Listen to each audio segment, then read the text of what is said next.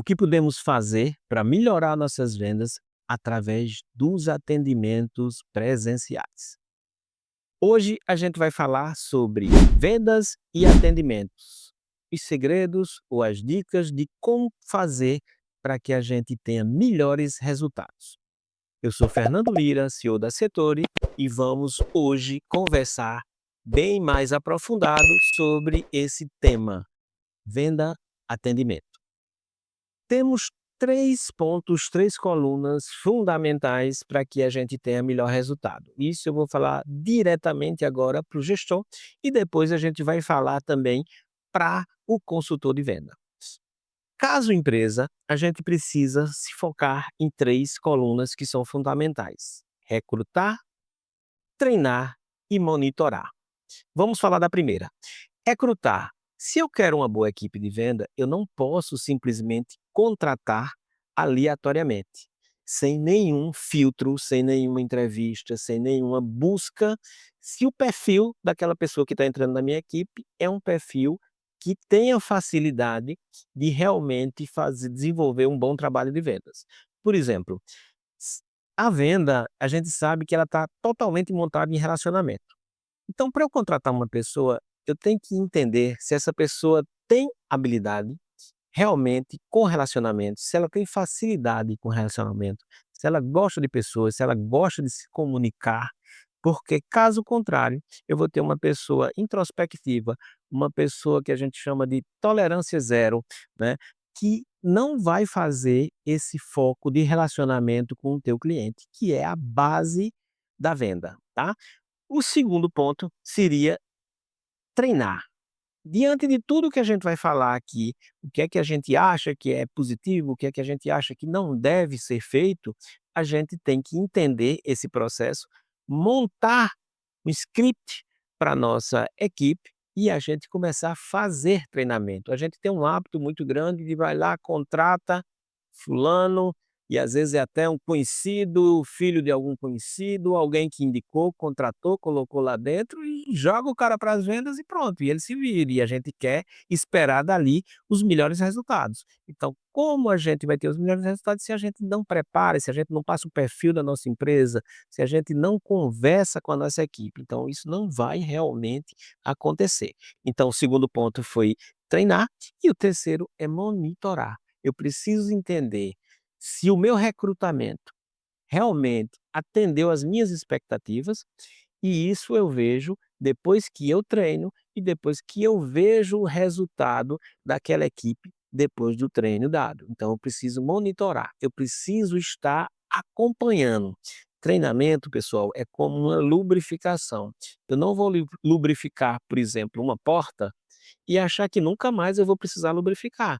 Eu vou resolver naquele momento, mas eu preciso com frequência, uma frequência determinada, fazer novas lubrificações que são novos treinamentos, tá?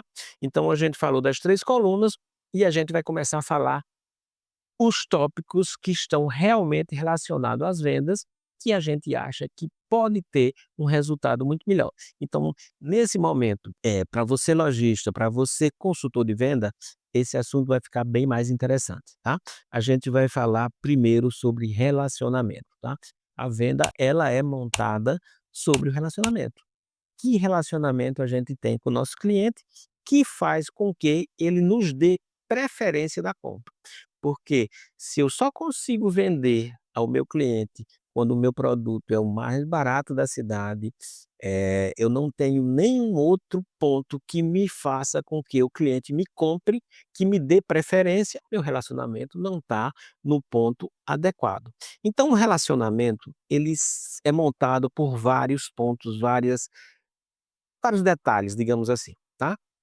Eu preciso entender o meu cliente, eu preciso saber como tratar meu cliente, eu preciso ter um relacionamento de monitoramento das vendas com o meu cliente de maneira adequada. Vamos falar dentro do relacionamento de tratamento. Como é que eu devo tratar meu cliente? E é comum a gente chegar nas lojas e ver esse tratamento de senhor, de senhora, né, que a gente muitas vezes imagina que é um tratamento altamente respeitoso e não deixa de ser. mas não é o melhor tratamento na maioria das vezes. As pessoas hoje estão com a sua média de idade, vida muito mais alongada, com uma necessidade muito maior de se sentir mais jovem por mais tempo, e esse tratamento de senhor e senhora, que parece muito respeitoso e não deixa de ser, muitas vezes ele cria uma lacuna de distanciamento. E como a gente pode fazer essa troca, essa permuta para não ter esse problema?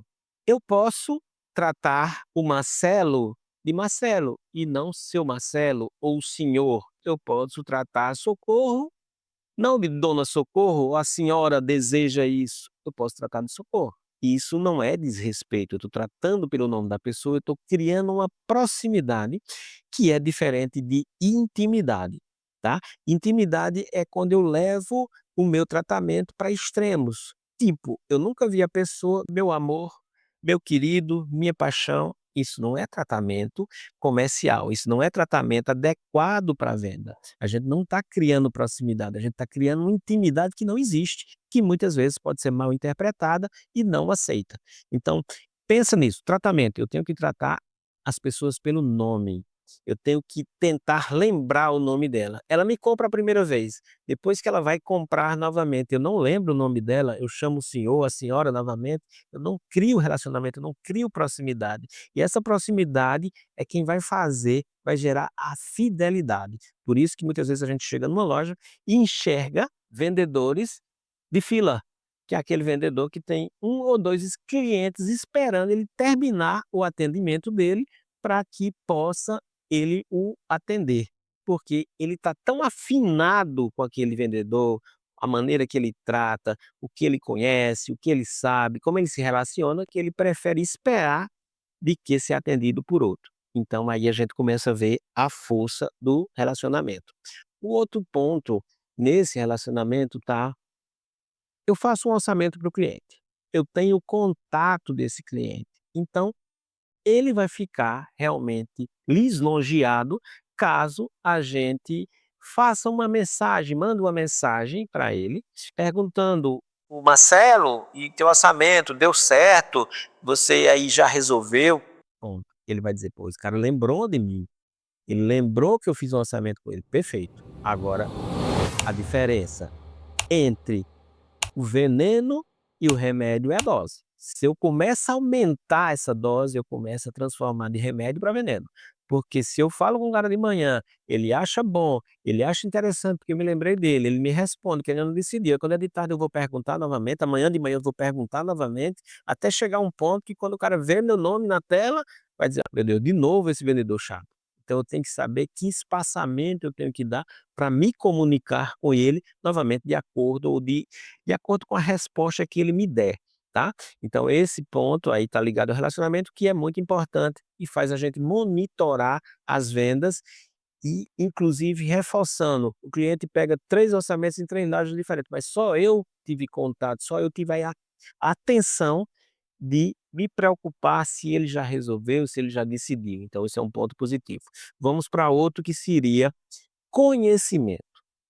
Como eu posso vender um produto que eu não tenho conhecimento, tá? Aí de repente chega uma tinta na minha loja, ou um outro produto, seja a loja de que for, que tem uma qualidade melhor, que tem características de aplicabilidade, de durabilidade, e eu não sei nada disso. A única coisa que eu sei é informar o preço. Esse aqui custa X, e esse aqui custa 2x.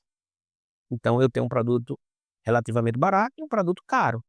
E a gente sabe que os produtos de maior qualidade, que se paga um pouco mais por ele, e no custo-benefício realmente são os produtos que se tornam muito mais baratos, pela durabilidade, pela forma de aplicar e uma série de detalhes. Então eu tenho que ter o conhecimento do produto. Então na minha horinha vaga, chegou o produto, eu vou lá ler, eu vou consultar o representante, eu vou entender, eu vou participar de treinamentos, porque eu vou ter argumentos para trabalhar com o meu cliente.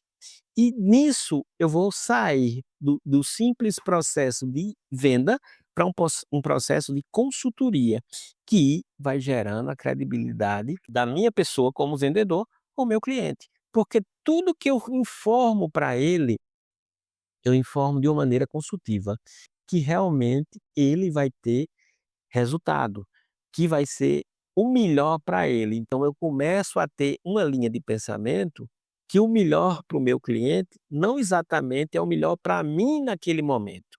O melhor para o meu cliente vai ser o melhor para mim no meu relacionamento com ele, tá. Então, isso pode ser em qualquer segmento. Vamos falar aqui o segmento de roupa, por exemplo.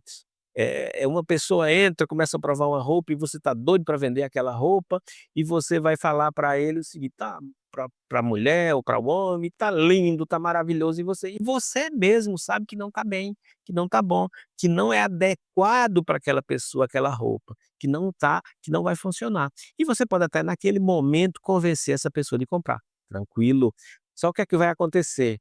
Essa pessoa vai ter uma rejeição futura sua, porque quando ele chegar em casa, que ele olhar a roupa, que ele vestir de novo, que ele começar a entender que aquela roupa não tem nada a ver com ele, que não foi uma compra benéfica para ele, ele vai lembrar de você negativamente, tá. Então ele vai dizer: "Pô, aquele cara me convenceu a comprar isso quando não tem nada a ver comigo". Então vai se criar um processo de rejeição e não de fidelização. Se eu faço o contrário, o cliente tem 2 produtos em dúvida para comprar. Vamos falar aqui de uma aplicação de, sei lá, uma massa corrida, né, e eu entendo do processo e entendo para que ele vai usar, eu posso orientar. Nesse teu caso, não há necessidade de você comprar essa massa de valor maior, porque essa aqui vai te atender perfeitamente. Então você criou uma credibilidade, porque ele percebeu que a tua intenção é de orientar ele para que ele tenha o melhor resultado, e não que você tenha a melhor ou maior venda. E aí você começa a criar a fidelidade. Então tudo que você falar vai ser ouvido por ele de uma maneira com muita credibilidade, e ele vai começar a te entender e buscar, porque o produto é a ponta do processo, mas a consultoria é o caminho que leva para a compra assertiva. E a gente, como consumidor, a gente quer comprar assertividade, a gente não quer comprar, simplesmente por comprar, tá. Então esse ponto aí, a gente tem que pensar muito bem. Eu preciso entender meu produto para que eu seja um consultor para o meu cliente. Eu preciso saber que naquele momento não é vender o maior valor para o meu cliente, para eu criar um relacionamento e uma fidelidade, e sim vender o que é mais assertivo para a necessidade dele, e aí eu começo a criar um vínculo, eu começo a criar um relacionamento muito forte, que vai me gerar muitas vendas futuras. Pessoal, para finalizar esse assunto, ele é muito denso, ele é muito extenso, a gente pode explorar, a gente pode mergulhar ponto a ponto e conversar por horas sobre isso, tá. A gente aqui fez um resumo dos pontos que são principais, e em breve a gente quer falar disso com mais profundidade. Segue a gente no Instagram, no YouTube, e a gente vai conversar muito mais sobre isso. Te vejo no próximo vídeo.